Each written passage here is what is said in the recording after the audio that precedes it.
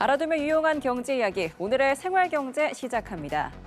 쌀 소매 가격이 20kg당 평균 6만 원대를 넘어섰습니다. 오늘 한국농수산식품유통공사 집계에 따르면 쌀 20kg 평균 소매 가격은 6만 294원으로 1년 전보다 17.2% 올랐는데요. 이는 평년보다는 14% 비싼 수준입니다.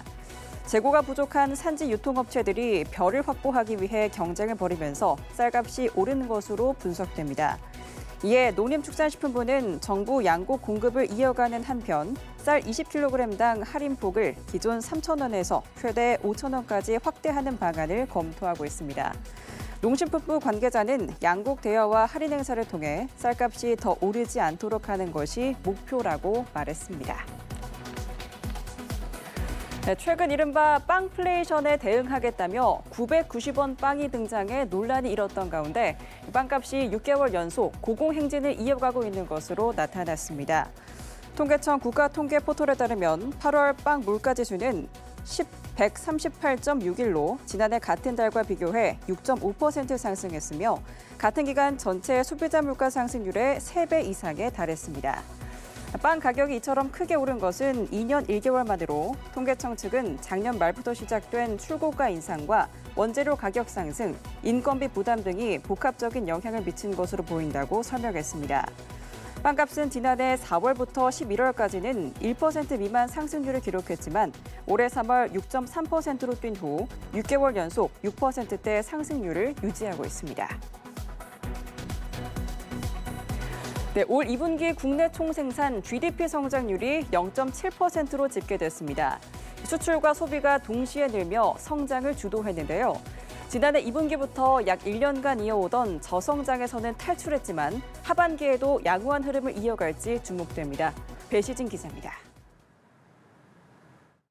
한국은행이 발표한 올해 2분기 GDP 성장률 잠정치는 0.7%. 작년 1분기 이후 가장 높은 수준의 성장률을 기록했습니다. 반도체를 중심으로 수출이 증가하고 민간 소비가 늘어나면서 성장률 상승을 이끌었습니다. 순수출이 전분기 0.2%포인트에서 0.3%포인트로 기여도가 소폭 확대된 가운데 내수가 소비를 중심으로 큰 폭의 플러스 기여로 전환되었습니다.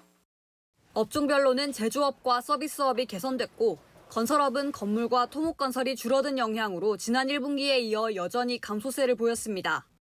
이번 잠정치는 속보치보다 0.1%포인트 높았는데 연구개발 분야의 지식재산 생산물 투자와 수출 등이 증가하며 영향을 미쳤습니다.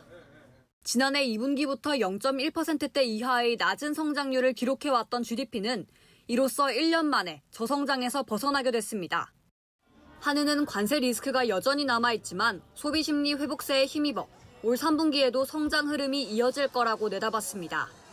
내수는 정부의 추경이나 소비 심리 개선 등으로 인해서 완만한 회복세를 이어갈 것으로 예상하고 있고요. 3분기는 양호한 흐름을 지속할 거라고 생각합니다. 한은은 하반기에도 0.7%대 성장률이 유지되면 올해 1%대 성장률 달성이 가능할 것으로 전망했습니다. 연합뉴스TV 배시진입니다.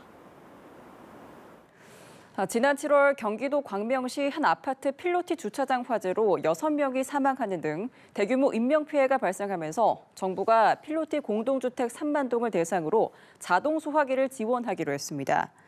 국토교통부는 오늘 국무총리 주재로 열리는 국정현안관계장관회의에서 이 같은 필로티 공동주택 화재 안전 개선 방안을 확정했다고 밝혔습니다.